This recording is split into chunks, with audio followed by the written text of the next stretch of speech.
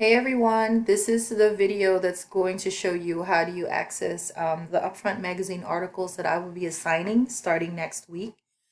So when you open your Google Classroom, it's going to look like this. And then I will post something every day, a message or an announcement or a reminder. And then up here where it says upcoming, it's going to show what assignments are going to be due on what week. So what you're going to do is if you go on classwork, you can access those assignments too.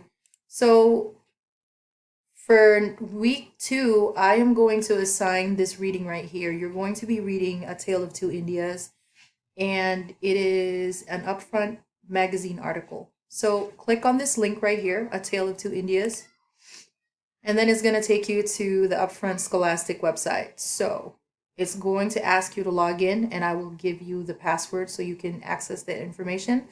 I'm also going to write down the login instructions on a separate document so you can access that too. So you click on login, you click on I am a student.